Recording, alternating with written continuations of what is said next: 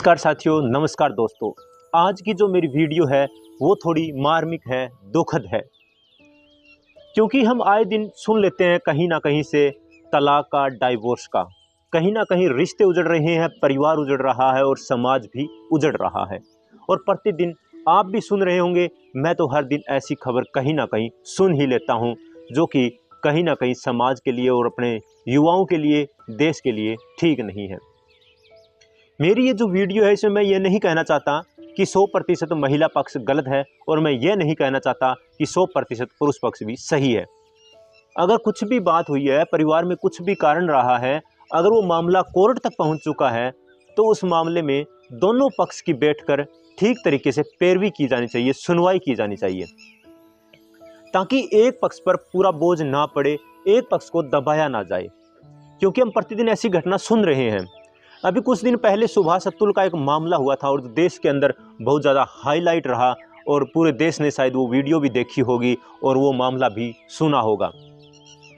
ऐसे कई मामले हैं जो हाईलाइट हो जाते हैं और कई ऐसे भी मामले हैं जो हमारे गांव लेवल के या कस्बे लेवल के जो शहरों के हैं वो कहीं ना कहीं एक जगह दबकर भी रह जाते हैं। पर मानसिक परेशानियां और आर्थिक परेशानियां जरूर दी जाती हैं। तो हमें सोचना भी चाहिए। और दोनों पक्ष देखो, कभी ना कभी दोनों पक्ष में खुशियां थी, समझौता तभी हुआ, तभी रिश्ते जुड़े और तभी शादियां हुई। एक पक्ष की गलती नहीं हो सकती कभी भी। मैं सरकार से भी आग्रह करता हूं और कोर्ट से भी आग्रह करता हूं कि एक बार इस कानून पर थोड़ा ध्यान दिया जाए, संशोधन किया जाए, क्योंकि एक पक्ष को दबाया जाता है, हमेशा से दबाया जा रहा है। और कहीं ना कहीं फिर वो क्या होता है, जब आर्थिक तंगी से भी जूझ रहे होते हैं और परिवार के जो रिश्ते नाते हैं उनसे भी अगर वो जूझ रहे हैं तो कहीं ना कहीं गलत कदम उठा लेते हैं। और मैं उन साथियों से निवेदन करता हूं कि आप ऐसा घिनौना और गलत कदम ना उठाएं, क्योंकि आज अगर दुख की घड़ी है तो कल सुख भी आएगा। इस घड़ी से पहले आप सुख में थे और शादी के बाद किसी ना किसी कारण रहकर आपके रिश्ते में अगर कुछ गलतियां हो गई है तो उसके बाद सुख भी आएगा। अगर मैं मानता हूं, अगर ये बातें मेरे साथ होती तो मुझे भी ये दर्द होता। अगर आपके साथ बुला भी जाता है ना, जिस पर कट जाती है, उसी को दर्द होता है। मैं आपका दर्द समझ सकता हूं, पर मैं आपसे एक निवेदन भी करता हूं कि आप ऐसा घिनौना कदम ना करें, कोई सुसाइड जैसा कदम ना उठाएं। मिलकर बातचीत करके हो सकता है हमारा समझौता हो सकता है, समाधान हो सकता है। पर सरकार को कानून, जो सरकार ने जो कानून बना रखे हैं, कोर्ट के जो कानून हैं, उनमें कुछ ना कुछ संशोधन जरूर किया जाए, उन पे विचार विमर्श जरूर किया जाए।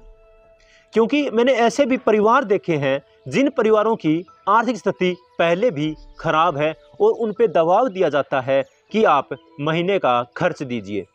हालांकि वो युवा सक्षम नहीं है, बेरोजगार हैं और काम भी नहीं है, और उनकी जो जमीन जायदाद है वो उनके फादर साहब के नाम है या फिर माता के नाम है।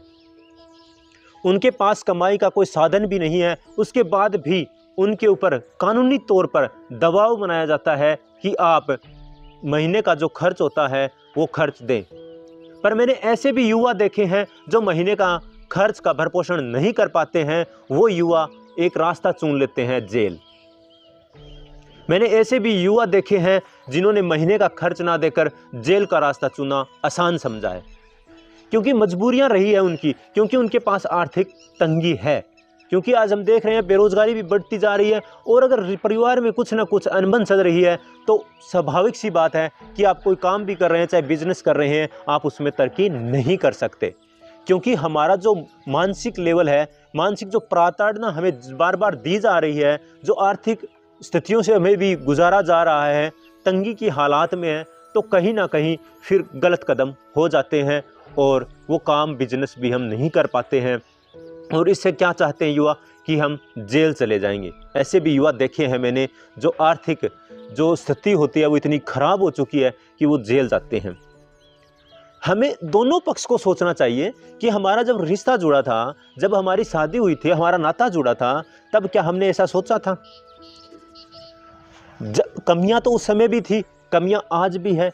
दोनों पक्ष को समझना चाहिए, एक पक्ष को दबाना नहीं चाहिए।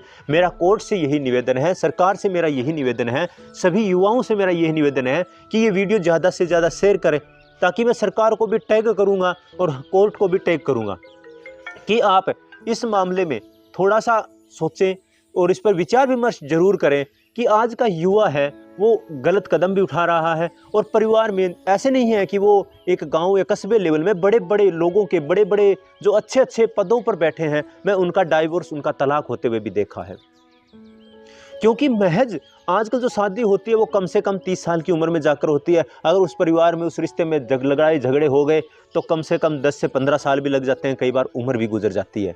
क्योंकि आजकल उम्र रही कितनी है, लगभग 50 से 60 साल उम्र रही है। 60 साल में 30 साल की उम्र में उनकी शादी होती है, कुछ साल लड़ाई झगड़ों में चले जाते हैं, उसके बाद क्या होता है, दोनों तरफ परेशानियां ही परेशानियां हैं। तो मेरा एक निवेदन है, एक पक्ष को दबाया ना जाए। मैं ये नहीं कहता कि महिला पक्ष सही नहीं है, और मैं ये नहीं कहता पुरुष पक्ष है वह सही है। जो भी हो रहा है, पर कानून में परिवर्तन जरूर किया जाए। कानून में हमेशा पुरुष वर्ग को ही दबाया जाता है, और हम आए दिन ऐसी घटनाएं देख रहे हैं, चाहे वो न्यूज़पेपर के माध्यम से पढ़ रहे हो, चाहे हम फिर टीवी के माध्यम से या व्हाट्सएप के माध्यम से किसी ना किसी हम ऐसे डिजिटल प्लेटफॉर्म से पढ़ते आ रहे हैं जो कि एक हाईलाइट मामला हो जाता है। तो ऐसा ना दबाया जाए, और इस पर सरकार कानून थोड़ा सा देखा जाए और इस पर थोड़ा संज्ञान लिया जाए, ताकि हर एक युवा जो है, आज हम चाहते हैं कि विश्व गुरु बने, और वो युवा एक गलत रास्ते पे जा रहा है, चाहे वो जेल का रास्ता चुन रहा हो या फिर सुसाइड जैसा कदम उठा रहा हो। कहीं ना कहीं रिश्ते नातों में आई गड़बड़ के कारण ऐसा हुआ है।